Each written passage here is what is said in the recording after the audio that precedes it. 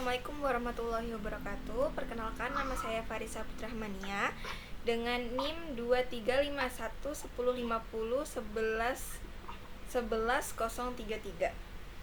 Nah, di sini saya ingin memaparkan tanggapan saya mengenai video yang telah di-share oleh Bapak Lukman mengenai amandemen Undang-Undang Dasar 1945. Nah, dalam video tersebut dijelaskan tentang mengapa amandemen Undang-Undang Dasar Negara 1945 itu perlu dilakukan dan targetnya itu untuk siapa. Nah, amandemen Undang-Undang Dasar 1945 itu sendiri awal mulanya dilakukan setelah kepemimpinan Presiden kedua kita, yaitu Bapak Soeharto, dan setelah periode beliau tersebut habis, kemudian dilakukanlah amandemen Undang-Undang Dasar 1945 yang pertama di tahun 1999. Nah, untuk perubahannya sendiri pada amandemen pertama itu terdapat beberapa pasal-pasal yang dirubah. Salah satunya adalah pasal 7 mengenai masa jabatan Presiden dan Wakil Presiden, yang mana sebelumnya disebutkan bahwa masa jabatan Presiden dan Wakil Presiden itu dapat dipilih kembali tanpa adanya batas waktu, jadi bisa lebih dari 2 periode seperti yang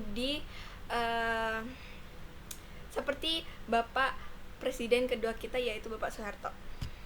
Oh iya, amandemen Undang-Undang Dasar Negara 1945 ini bertujuan untuk agar supaya konstitusi negara kita ini bisa menyesuaikan dengan perkembangan zaman. Jadi jika ada pasal-pasal yang sekiranya perlu untuk dirubah atau diperbaiki, maka diamandemenlah Undang-Undang Dasar 1945.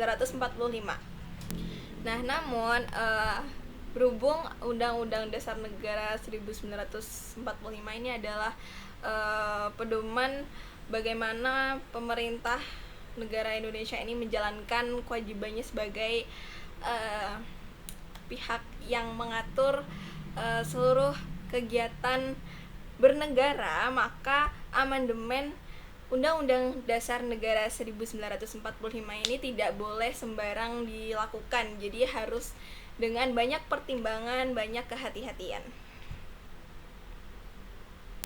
Dan kepentingan amandemen Undang-Undang Dasar Negara Republik Indonesia itu sendiri dikembalikan kepada kepentingan rakyat.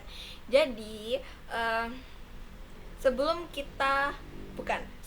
pemerintah memutuskan untuk mengamandemen Undang-Undang Dasar 1945, pemerintah juga harus tahu tujuan mengapa undang-undang tersebut dirubah atau ditambah atau diperbaiki. Jadi tidak sembarang tujuan itu tidak sembarang sebab untuk mengamandemen Undang-Undang Dasar itu disetujui. Jadi harus benar-benar sebabnya itu adalah untuk kepentingan rakyat.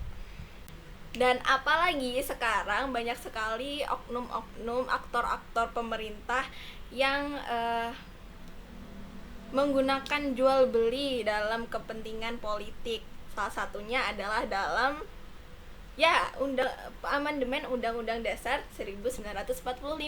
Jadi pemerintah, khususnya Presiden dan juga MPR itu harus berhati-hati sekali dalam mengambil keputusan mengamandemen Undang-Undang Dasar Negara Republik Indonesia agar tidak salah tujuan dan tentunya bisa membedakan yang mana kepentingan individu, kelompok atau oknum tertentu dengan kepentingan rakyat Indonesia. Dan sekarang ini, tidak hanya sekarang ini sebenarnya, sebelum-sebelumnya juga mengenai amandemen Undang-Undang Dasar 1945 ini memiliki banyak sekali pro dan kontra. Ada beberapa pihak yang mengatakan bahwa mengamandemen Undang-Undang Dasar Negara Republik Indonesia ini sebuah hal yang sangat beresiko, apalagi itu kaitannya dengan dasar negara. Jadi jika amandemen ini disalahgunakan, maka itu akan sangat berbahaya sekali berbahaya sekali bagi kelangsungan pemerintahan di Indonesia. Namun di sisi lain juga amandemen itu memiliki sisi positif, yaitu kita bisa pemerintah bisa memperbaiki Undang-Undang Dasar Negara Republik Indonesia yang mana itu diciptakan sejak awal kemerdekaan, dan sekarang kita sudah ada di zaman periode yang berbeda, dan hal tersebut tentunya perlu sekali adanya penyesuaian baru. Jadi dengan amandemen ini Undang-Undang Dasar juga bisa menyesuaikan dengan zaman yang kita tinggali saat ini. Dan tentunya kedua pro dan kontra tersebut harus dipertimbangkan, harus dengan pikiran yang matang, bisa membedakan yang mana kepentingan pribadi kelompok atau oknum tertentu, dan juga bisa membedakan mana kepentingan rakyat yang sebenarnya.